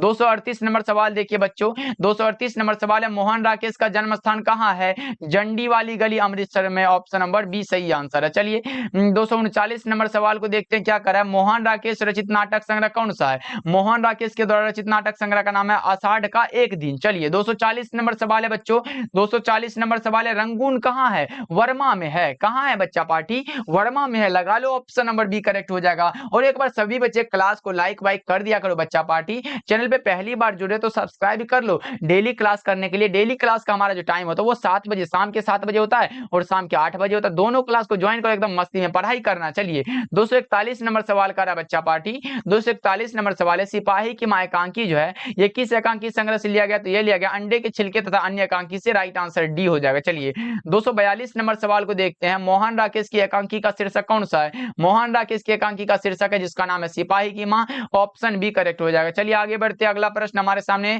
243 नंबर सवाल है, मुन्नी और मानक की मां का क्या नाम है, मुन्नी और मानक के नाम है बिस्नी। ऑप्शन नंबर सी करेक्ट हो जाएगा, माता जी का नाम बिस्नी है। चलिए आगे बढ़ते हैं। 244 नंबर सवाल को देखिए क्या कर रहा है, 244 नंबर सवाल है, सिपाही की एकांकी में कुंती जो है ये कौन है, सिपाही की मां एकांकी में कुंती जो है ये परुसिन है। राइट आंसर सी हो जाएगा। 245 नंबर सवाल को देखते हैं बच्चों, रवेश क्या होता है? तो मोटे सूत की बुनी चादर होती है। राइट आंसर हमारा करेक्ट आंसर सी हो जाएगा। 246 नंबर सवाल देखिए क्या करना। मुन्नी कौन थी? तो बिस्नी की बेटी थी। मुन्नी कौन थी बच्चा पार्टी? बिस्नी की बेटी थी। राइट आंसर हमारा करेक्ट हो जाएगा। चलिए 247 नंबर सवाल है। मोहन राकेश के बचपन का क्या नाम था? मदन मोहन गुगलानी। किसमें दिया गया? मदन मोहन गुगलानी। हमारा राइट आंसर ए हो जाएगा। 248 नंबर सवाल है हमारे सामने। 248 नंबर सवाल है। मोहन राकेश के पिता पेशे से क्या थे? मोहन राकेश के पिता जो पेशे से थे वो क्या थे? 248 नंबर सवाल का जवाब जल्दी जल्दी से बता दो बच्चा पार्टी। ये थे वकील। क्या थे बच्चों? वकील थे। राइट आंसर बी हो जाएगा। आगे बढ़ते अगला प्रश्न हमारे सामने 249 नंबर सवाल है। न आने वाला कल जो है किनकी रचना है? तो मोहन राकेश की रचना है। न आने वाला कल मोहन राकेश की रचना है। 250 नंबर सवाल का रहा देखिए। 250 नंबर सवाल है। निम्नलिखित में कौन सी रचना मोहन राकेश की है पूछा गया आप लोगों से, बताओ कौन सा है? आषाढ़ का एक दिन, आधे अधूरे, लहरों के राजसी, ये सारे के सारे इन्हीं की रचना है। करेक्ट आंसर डी हो जाएगा। 251 नंबर सवाल को देखिए क्या कर रहा है। निम्नलिखित में कौन सी रचना मोहन राकेश की नहीं है? अब नहीं है पूछा गया, तो ये उर्वशी तो दिनकर जी की रचना, ये यहाँ कहां से घुस गया? चलिए 252 नंबर सवाल देखिए क्या कर रहा है। फौलाद का आकाश कहानी संग्रह का प्रकाशन वर्ष कब है? फौलाद का आकाश जो रचना है इसका प्रकाशन वर्ष बता दो। 252 नंबर सवाल, और यह 1972 में प्रकाशित हुआ था। हमारा सही आंसर होगा ऑप्शन नंबर सी हो जाएगा। बहुत अच्छे, चलिए ऑप्शन नंबर सी ही लगाए हो बच्चा पार्टी, सही हो जाएगा। चलिए 253 नंबर सवाल को देखिए क्या कर रहा है। 253 नंबर सवाल है। मुन्नी किस दिन मानक की चिट्ठी आने का भविष्यवाणी करती है? तो मंगलवार को। कब? मंगलवार को। राइट आंसर डी हो जाएगा। चलिए 254 नंबर सवाल को देखिए बच्चा पार्टी। 254 नंबर सवाल है कि किस पाठ में यह उदाहरण आया है कि फौजी वहां लड़ने के लिए है, वे भाग नहीं सकते और जो फौज छोड़कर भागता है उसे गोली मार दी जाती है। बताओ, ये आया है सिपाही की मां चैप्टर में। राइट आंसर सी हो जाएगा। चलिए अगला प्रश्न को देखते हैं। अगला प्रश्न हमारे सामने है। 255 नंबर सवाल है। मोहन राकेश किस सदी के प्रमुख कथाकार एवं नाटककार थे? बताओ, मोहन राकेश किस सती के प्रमुख कथाकार एवं नाटककार थे? 255 नंबर सवाल का जवाब बता दो। ये थे 20वीं सदी के। राइट आंसर डी हो जाएगा। और चंद्रदास शर्मा गुलेरी भी 20वीं सदी के। चलिए 256 नंबर सवाल है। सिपाही की मां शीर्षक पाठ में हड्डियों का चलता फिरता ढांचा कौन है? तो दीनू कुम्हार है भाई। ऑप्शन नंबर बी को लगा लो। चलिए 257 नंबर सवाल को देखिए। 257 नंबर सवाल है। निम्नलिखित में बिस्नी की पड़ोसिन कौन है? बिस्नी की पड़ोसिन जो है उसका नाम है कुंती। ये तो हमें अभी बताया। करेक्ट आंसर सी हो जाएगा। अगला प्रश्न हमारे सामने 258 नंबर सवाल है। प्रगीत और समाज क्या है? अब हमारा स्टार्ट होता है 9th चैप्टर नंबर 9th, जिसका नाम है प्रगीत और समाज। और ये एक प्रकार का निबंध है जिसके निबंधकार का नाम है नामवर सिंह। देखो एक प्रकार का निबंध है हमारा। राइट आंसर ए हो जाएगा। चलिए आगे बढ़ते हैं। 259 नंबर सवाल है। प्रगीत और समाज निबंध के निबंधकार कौन है? तो नामवर सिंह जी है भाई, जो कि अभी हमने बताया। राइट आंसर सी हो जाएगा। 260 नंबर सवाल हमारे सामने है। 260 नंबर सवाल है। नामवर सिंह का जन्म कब हुआ था? बताओ, नामवर सिंह का जन्म हुआ था 28 जुलाई 1927 को। करेक्ट आंसर बी हो जाएगा। 261 नंबर सवाल हमारे सामने है कि नामवर सिंह का जन्म स्थान कहां है? जन्म स्थान पूछा गया किसका? तो नामवर सिंह का जीयनपुर वाराणसी उत्तर प्रदेश। कहां है बच्चों? Jiyanpur Varanasi Uttar Pradesh. Right answer B हो जाएगा। 262 नंबर सवाल है। 262 नंबर सवाल कह रहा है कि नामवर सिंह के माता जी का क्या नाम था? नामवर सिंह के माता जी का नाम आपसे पूछा गया है। लगा दो क्या होगा इसका सही जवाब? वागेश्वरी। राइट आंसर आपका 262 का ए करेक्ट हो जाएगा। चलिए 263 नंबर सवाल को देखिए बच्चों। 263 नंबर सवाल है। नामवर सिंह के पिताजी का क्या नाम था? पिताजी का नाम आपसे पूछा गया तो नागर सिंह था। ऑप्शन नंबर सी हमारा करेक्ट हो जाएगा। चलिए आगे बढ़ते हैं। 264 नंबर सवाल है। आलोचना त्रैमासिक के प्रधान संपादक कौन थे? नामवर सिंह जी थे। आलोचना त्रैमासिक के प्रधान संपादक का नाम है Namvar Singh. Option number C को लगा लो। चलिए आगे बढ़ते हैं। 265 नंबर सवाल है कि कविता के नए प्रतिमान के लेखक कौन है? कविता के नए प्रतिमान के लेखक का नाम है नामवर सिंह। क्या है बच्चों? नामवर सिंह है। आगे बढ़ते हैं। अगला प्रश्न 266 नंबर सवाल है। नामवर सिंह को साहित्य अकादमी का पुरस्कार कब दिया गया था? 1971 ईस्वी में। और किस रचना के लिए? तो कविता के नए प्रतिमान के लिए नामवर सिंह को साहित्य अकादमी का पुरस्कार दिया गया था 1971 ईस्वी में। याद रहेगा बच्चों। चलिए आगे बढ़ते हैं। 267 नंबर सवाल देखिए क्या कह रहा है। नामवर सिंह को किस रचना के लिए साहित्य अकादमी का पुरस्कार दिया गया था? अभी हमने बताया कविता के नए प्रतिमान के लिए। और कब दिया गया था? 1971 ईस्वी में। याद रहेगा। चलिए 268 नंबर सवाल हमारे सामने है। प्रगीत और समाज निबंध किस निबंध संग्रह से लिया गया है? प्रगीत और समाज जो है ये किस निबंध संग्रह से लिया गया है? वाद विवाद संवाद से लिया गया। चलिए आगे बढ़ते हैं। 269 नंबर सवाल है। 269 नंबर सवाल है। नामवर सिंह प्रधान संपादक थे किसके, तो आलोचना त्रैमासिक के प्रधान संपादक थे। राइट आंसर डी हो जाएगा। 270 नंबर सवाल देखिए क्या करा बच्चों, 270 नंबर सवाल है, निम्नलिखित में कौन सी रचना नामवर सिंह की है पूछा गया आप लोगों से। कविता के नए प्रतिमान है, वाद विवाद संवाद है और अपभ्रंश का योग, ये तीनों रचना इन्हीं की रचना। ऑप्शन नंबर डी को लगाओ, इनमें से सभी हो जाएगा। 271 नंबर सवाल कह रहा है, देखिए 271 नंबर सवाल है, निम्नलिखित में कौन सी रचना नामवर सिंह की नहीं है। अब नहीं है पूछा गया आप लोगों से, बताओ ये जानवर और जानवर तो मोहन राय की रचना, ये बीच में ऐसे कैसे घुस जाएगा। ऑप्शन डी हमारा करेक्ट हो जाएगा। चलिए 272 नंबर सवाल है, हिंदी के विकास में अपभ्रंश का योग पुस्तक किसने लिखी है, यह भी लिखा है नामवर सिंह साहब ने। ऑप्शन नंबर सी करेक्ट हो जाएगा। चलिए 273 नंबर सवाल क्या कर रहा है, देखिए 273 नंबर सवाल है, नामवर सिंह ने किस विषय में पीएचडी की उपाधि प्राप्त किया, बताओ नामवर सिंह जो है वो किस विषय में पीएचडी की उपाधि प्राप्त की है, यह क्या पृथ्वीराज रासो की भाषा में। करेक्ट आंसर हमारा ए हो जाएगा। 274 नंबर सवाल कह रहा है कि लिरिक का पर्याय क्या होता है, लिरिक का पर्याय होता है प्रगीत। क्या होता है बच्चों, प्रगीत होता है। करेक्ट आंसर ए हो जाएगा। 275 नंबर सवाल की ओर बढ़िए बच्चों। 275 नंबर सवाल है, किसने कहा है प्रबंध काव्य मानव जीवन का एक पूर्ण दृश्य होता है, ये किसने कहा है, बताना है आपको कि प्रबंध काव्य जो है ये मानव जीवन का एक पूर्ण दृश्य होता है। 275 नंबर सवाल का जवाब क्या लगाओगे आप लोग, तो मैं बता दूं ये जो कहा है, ये कहा है हमारे आचार्य रामचंद्र शुक्ल ने।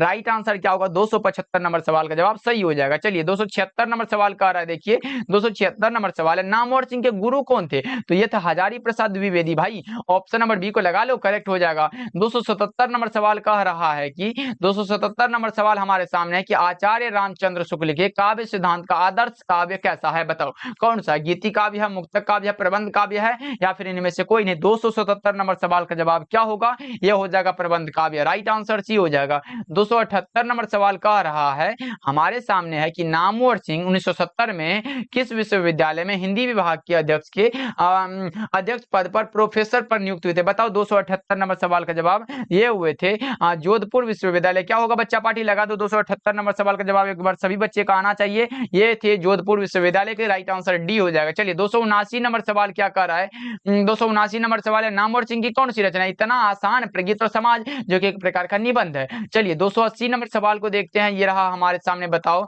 280 नंबर सवाल है, आचार्य रामचंद्र शुक्ल को किससे शिकायत थी, बताओ ये आधुनिक कविताओं से। राइट आंसर बी हो जाएगा। चलिए 281 नंबर सवाल को देखते हैं बच्चा पार्टी। 281 नंबर सवाल है, 20वीं सदी में प्रगीतात्मकता का दूसरा उन्मेषण कैसे हुआ था, तो रोमांटिक उत्थान के साथ। राइट आंसर हमारा बी हो जाएगा। चलिए 282 नंबर सवाल हमारे सामने है, बता दो नामवर सिंह के ललित निबंध का नाम क्या है, प्रगीत और समाज है। बताओ ललित निबंध का नाम आपसे पूछा गया तो यह है बकलम खुद। क्या है बच्चों, बकलम खुद। 282 नंबर सवाल का जवाब ए हो। 283 नंबर सवाल है और हमारा चैप्टर नंबर स्टार्ट होता है अगला, जूठन है। देखो जूठन चैप्टर एक प्रकार का आत्मकथा है जो कि ओम प्रकाश वाल्मीकि जी के द्वारा लिखा गया है और यह एक प्रकार का आत्मकथा है, आपको पता है। ऑप्शन नंबर डी हो जाएगा। 284 नंबर सवाल कह रहा है कि जूठन शीर्षक आत्मकथा के लेखक कौन है, अभी हमने बताया कि ओम प्रकाश वाल्मीकि है। करेक्ट आंसर हमारा सी हो जाएगा। चलिए आगे बढ़ते हैं। 285 नंबर सवाल है, ओम प्रकाश वाल्मीकि का जन्म कब हुआ था, बता दो बच्चा पार्टी। ओम प्रकाश वाल्मीकि का जन्म हुआ था 30 जून 1950 को हुआ था। क्या बच्चों, ऑप्शन नंबर सी हमारा करेक्ट हो जाएगा। 286 नंबर सवाल देखिए क्या कर रहा है, 286 नंबर सवाल का रहा है, देखिए ओम प्रकाश वाल्मीकि का जन्म स्थान कहाँ है, बता दो जल्दी जल्दी से फटाफट से बच्चा पार्टी। ओम प्रकाश वाल्मीकि का जन्म स्थान जो है वो कहाँ है, तो आपको पता होगा यह है बरला, मुजफ्फरनगर, उत्तर प्रदेश। कहाँ है बच्चा पार्टी, बरला होगा या फिर सरला होगा, एक बार लगा दो। 286 नंबर सवाल का जवाब फटाफट से बच्चा पार्टी, तो बरला ही होगा। Option A correct answer. 286 number सवाल का जवाब आप लगाओगे, ऑप्शन नंबर ए हो जाएगा। चलिए आगे बढ़ते हैं। 287 नंबर सवाल क्या कर रहा है देखते हैं। ओम प्रकाश वाल्मीकि के माता जी का क्या नाम था, मकुंदी देवी। क्या था बच्चों, मकुंदी देवी था। राइट आंसर डी हो जाएगा। चलिए 288 नंबर सवाल को देखिए क्या कर रहा है। 288 नंबर सवाल है, ओम प्रकाश वाल्मीकि के पिताजी का क्या नाम था, तो छोटन लाल। क्या था बच्चों, छोटन लाल था। चलिए आगे बढ़ते हैं। अगला प्रश्न हमारे सामने है, अगला प्रश्न देखिए, ओम प्रकाश वाल्मीकि को कौन सा पुरस्कार नहीं दिया गया था भाई, ये भारत रत्न इनको नहीं दिया गया था। ऑप्शन नंबर डी करेक्ट हो जाएगा। चलिए आगे बढ़ते हैं बच्चों। 290 नंबर सवाल देखिए क्या कर रहा है, 290 नंबर सवाल है, ओम प्रकाश वाल्मीकि को डॉक्टर अंबेडकर राष्ट्रीय पुरस्कार कब दिया गया था? ओम प्रकाश वाल्मीकि को डॉक्टर अंबेडकर राष्ट्रीय पुरस्कार 1993 में दिया गया था। राइट आंसर ये हो जाएगा। 291 नंबर सवाल हमारे सामने है, निम्नलिखित में कौन सी रचना ओम प्रकाश वाल्मीकि की है पूछा गया आप लोगों से। ये है दलित साहित्य का सौंदर्य शास्त्र, सदियों का संताप और अब और नहीं, इनमें से सभी हो जाएगा। राइट आंसर हमारा ऑप्शन नंबर डी हो जाएगा। अच्छे से क्लास को देखना बच्चा पार्टी, ये जितना भी मैं बताया हूं इसको जरूर याद रखिएगा, ये तीनों रचना इंपॉर्टेंट है। ओके चलिए 292 नंबर सवाल हमारे सामने है। 292 नंबर सवाल हमारे सामने कुछ इस प्रकार का है कि सलाम कहानी संग्रह के लेखक कौन है? ये भी ओम प्रकाश वाल्मीकि है और ये रचना भी बहुत इंपॉर्टेंट है। ऑप्शन नंबर ए को लगा लो और याद रखना। चलिए 293 नंबर सवाल कह रहा है कि घुसपैठिए पाठ की कौन सी विधा है? घुसपैठिए जो रचना है ये पाठ की कौन सी विधा है, ये पूछा गया है। ये है कहानी संग्रह। क्या है बच्चों? कहानी संग्रह। 294 नंबर सवाल हमारे सामने कह रहा है कि ओम प्रकाश वाल्मीकि को परिवेश सम्मान कब दिया गया था? 1995 में। कब बच्चा पार्टी? 1995 में। राइट आंसर बी हो जाएगा। चलिए 295 नंबर सवाल को देखते क्या करा है। जूठन शीर्षक पाठ में स्कूल के हेडमास्टर का क्या नाम था? जूठन शीर्षक पाठ में स्कूल के हेडमास्टर का नाम था कलीराम। ऑप्शन सी करेक्ट हो जाएगा। 296 नंबर सवाल है कि मेघदूत नामक नाट्यशाला जो है ये स्थापित कहाँ हुई? बताओ मेघदूत नामक नाट्यशाला जो ये कहाँ स्थापित हुई? तो महाराष्ट्र में। राइट आंसर सी हो जाएगा। 297 नंबर सवाल हमारे सामने कह रहा है कि ओम प्रकाश वाल्मीकि ने किस नाट्यशाला की स्थापना की थी? बताओ ओम प्रकाश वाल्मीकि ने किस नाट्यशाला की स्थापना की थी? तो मेघदूत नामक नाट्यशाला की। ऑप्शन नंबर ए करेक्ट हो जाएगा, याद रखिएगा बच्चों। चलिए 298 नंबर सवाल है कि जूठन शीर्षक पाठ में लेखक की मां किसके यहाँ काम करती थी? तो बता दो ये क्या होगा। 298 नंबर सवाल का जवाब ये करती थी ब्रह्मदेव तगा के घर। ऑप्शन नंबर सी हो जाएगा। 299 नंबर सवाल को देखिए क्या कर रहा है। जूठन में चित्रण हुआ किसका?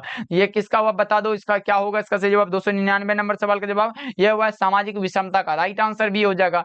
एंड 300 नंबर सवाल हमारे सामने आ चुका है। देखो बच्चा पार्टी मुझे लगता है कि 1 घंटा अभी हो गया होगा, शायद हुआ भी नहीं होगा, और हमारा 300 ऑब्जेक्टिव रेडी हो चुका है। अब और नहीं वाल्मीकि की कैसी कृति है, अब और नहीं वाल्मीकि जी की कैसी कृति है ये पूछा गया आप लोगों से। 300 नंबर सवाल का जवाब बता दो। यह एक प्रकार का कविता है। ऑप्शन नंबर बी को लगाओ। अब बच्चा पार्टी एक बार क्लास को लाइक कर दो, फिर आगे बढ़ते हैं 301 नंबर सवाल, क्योंकि हमें पूरा गद्य खंड को खत्म करना है, मतलब खत्म करके ही रुकना है। चलिए 301 नंबर सवाल हमारे सामने है। 301 नंबर सवाल देखिए क्या कर रहा है। 301 नंबर सवाल है कि कौन सा मास्टर है वो जो मेरे लड़के से झाड़ू लगवावे है, और ये लेखक के पिताजी कहते हैं वो स्कूल में जाके, तो कौन सा हो जाएगा? लेखक के पिताजी का ये कथन है। राइट आंसर सी हो जाएगा। चलिए आगे बढ़ते हैं। अगला प्रश्न 302 नंबर सवाल है कि सुरेंद्र सिंह किसका पोता था? तो ये था सुखदेव सिंह त्यागी का। किसका था बच्चा पार्टी? सुखदेव सिंह त्यागी का पोता था। राइट आंसर हमारा हो जाएगा ऑप्शन नंबर ए। चलिए आगे बढ़ते हैं। 303 नंबर सवाल है ओम प्रकाश वाल्मीकि की कौन सी रचना बताओ। ओम प्रकाश वाल्मीकि की कौन सी रचना है? तो जूठन है, क्योंकि हमने पढ़ा है कि जूठन एक प्रकार का आत्मकथा है और ओम प्रकाश वाल्मीकि के द्वारा लिखा गया। चलो बच्चा पार्टी आगे बढ़े। चलिए 304 नंबर सवाल हमारे सामने कह रहा है कि ओम प्रकाश वाल्मीकि की कविता संकलन कौन कौन से है? बताओ ओम प्रकाश वाल्मीकि की कविता संकलन जो है वो कौन कौन से है? 304 नंबर सवाल का जवाब बता दो। यह हो जाएगा सदियों का संताप, बस बहुत हो चुका, अब और नहीं, ये सारे सारी कविता संकलन ही है। चलिए 305 नंबर सवाल को देखते क्या कर रहा है। 305 नंबर सवाल और आपके सामने कुछ इस प्रकार का है कि मुंशी जी कौन थे? तो लेखक के पिताजी जो थे वो लेखक को प्यार से मुंशी जी बोलते थे, यानी कि किसको? तो लेखक को। हमारा सही आंसर होगा लेखक जी मुंशी जी थे। ऑप्शन ए करेक्ट आंसर है। 306 नंबर सवाल देखिए क्या कर रहा है। 10 मवेशी वाले घर से साल भर में कितना सेर अनाज मिलता था? किसको? बताओ किसको मिलता था? एक बार लगा दो चैट सेक्शन में। 306 नंबर सवाल का जवाब लगा दो। ये 25 सेर अनाज मिलता था। किसको बच्चा पार्टी? वो ओम प्रकाश वाल्मीकि जी को, ये उसमें जो रोल निभाया। चलिए आगे बढ़ते हैं। 307 नंबर सवाल हमारे सामने है। 307 नंबर सवाल हमारे सामने है। लेखक की बहन का नाम क्या है? लेखक की बहन का नाम क्या है? ये ओम प्रकाश वाल्मीकि कहने का अर्थ है कि लेखक की बहन का क्या नाम था? तो बता दो माया, छाया, जाया या फिर काया, क्या था? बता दो 307 नंबर सवाल का जवाब। तो ये था माया। क्या था बच्चों? माया नाम था। चलिए 308 नंबर सवाल है। 308 नंबर सवाल है 2004 में ओम प्रकाश वाल्मीकि को कौन सा पुरस्कार मिला था? 2004 ईस्वी में ओम प्रकाश वाल्मीकि को कौन सा पुरस्कार मिला था? न्यू इंडिया बुक पुरस्कार। ऑप्शन नंबर सी हो जाएगा। 309 नंबर सवाल देखिए क्या कर रहा है। ओम प्रकाश वाल्मीकि का निधन कब हुआ था? निधन मतलब मृत्यु। कब हुआ था बच्चों? लगा दो 309 नंबर सवाल का जवाब। तो यह हुआ था 17 नवंबर 2013 में। चलिए आगे आगे बढ़ते हैं 310 नंबर सवाल आपके सामने है। ये रहा प्रश्न, जसवीर और जनेसर लेखक के कौन थे? भाई थे। जसवीर और जनेसर लेखक के भाई थे। 311 नंबर सवाल है बच्चों, 311 नंबर सवाल है। ओम प्रकाश वाल्मीकि हिंदी में किस आंदोलन से जुड़े महत्वपूर्ण रचनाकार है? बताओ 311 नंबर सवाल का जवाब तो ये है दलित आंदोलन के, क्योंकि दलित साहित्य के लेखक का ऑप्शन नंबर बी हो जाएगा। चलिए आगे बढ़ते, अगला प्रश्न हमारे सामने है। 312 नंबर सवाल है। ओम प्रकाश वाल्मीकि को प्यार से मुंशी जी कौन कहता था? देखो एक ही प्रश्न को कितना बार पूछ सकता है, वही मैं आपको बताने की कोशिश कर रहा हूं। तो ये लेखक के पिताजी ने कहा था। चलिए 313 नंबर सवाल हमारे सामने है। बताओ 313 नंबर सवाल है। हंसते हुए मेरा अकेलापन शीर्षक पाठ क्या है? तो एक प्रकार का डायरी है। अब हमारा नेक्स्ट चैप्टर होता है जो कि मल्य जी की रचना है, एक प्रकार का डायरी है। चलिए 314 नंबर सवाल हमारे सामने कि हंसते हुए मेरा अकेलापन के लेखक कौन है? ये हमारा शायद 11 नंबर चैप्टर स्टार्ट होने वाला। देखो हंसते हुए मेरा अकेलापन जो ये मल्य जी के द्वारा लिखा गया, हमारा करेक्ट आंसर डी हो जाएगा। 315 नंबर सवाल को देखते हैं बच्चा पार्टी। 315 नंबर सवाल है। जख्म पर धूल शीर्षक कविता किसकी रचना? बताओ जख्म पर धूल शीर्षक कविता जो है किनकी रचना? बच्चा पार्टी लगा दो चैट सेक्शन में आंसर। तो आज जो है लैपटॉप का चार्ज भी थोड़ा ये हो चुका है, लेकिन कोई बात नहीं, हम लोगों को करना है धीरे धीरे। देखो जख्म पर धूल शीर्षक कविता किनकी रचना? तो ये मल्य जी की रचना है। हमारा सही आंसर ऑप्शन नंबर बी हो जाएगा, याद रखिएगा आप लोग। चलिए 316 नंबर सवाल है बच्चा पार्टी। 316 नंबर सवाल है। निम्नलिखित में कौन सी रचना मल्य जी की नहीं है? बताओ मल्य जी की कौन सी रचना नहीं है? तो आपको पता होगा कौन सी नहीं है, एक बार बता दो। 316 नंबर सवाल का जवाब आपको पता होगा, ये जानवर जानवर मोहन राकेश जी की रचना है। राइट आंसर डी हो जाएगा। चलिए अगला प्रश्न हमारे सामने है। 317 नंबर सवाल। मल्य जी का जन्म कब हुआ था? मल्य का जन्म जो हुआ था वो कब हुआ था? बता दो एक बार चैट सेक्शन में आंसर। 1935 में हुआ था क्या? 1935 हमारा करेक्ट हो जाएगा। चलिए 318 नंबर सवाल को देखिए बच्चा पार्टी क्या कर रहा है। 318 नंबर सवाल है। मल्य का निधन कब हुआ था? निधन मतलब मृत्यु। अब बताओ मल्य जी का जो निधन हुआ था वो कब हुआ था? तो 26 अप्रैल 1982 को। राइट आंसर सी हो जाएगा। चलिए 319 नंबर सवाल हमारे सामने है। बता दो बच्चा पार्टी मल्य का मूल नाम क्या था? भरत जी श्रीवास्तव। क्या था बच्चों? Bharat ji Srivastava. Right answer B हो जाएगा। 320 नंबर सवाल हमारे सामने है। 320 नंबर सवाल है। सुरक्षा कहां हो सकती है? तो बताओ सुरक्षा हो सकती है चुनौतियों को झेलने में। हमारा राइट आंसर क्या होगा? ऑप्शन नंबर डी हो जाएगा। कोई दिक्कत बच्चा पार्टी? आगे बढ़े। चलो आज जो है लैपटॉप का चार्ज भी थोड़ा ये स्विच ऑफ होने वाला बच्चा पार्टी, लेकिन कोई बात नहीं, कम से कम और बच्चा पार्टी, लेकिन कोई बात नहीं, कम से कम और 50-60 ऑब्जेक्टिव बचा हुआ है। 50 बचा हुआ है। तो इसको हम अगले क्लास में इसको रिकॉर्डेड करके हम आपको डाल देंगे, तो उसको देख लीजिएगा। इसलिए इसमें रहने देते हैं 320 ही ऑब्जेक्टिव। और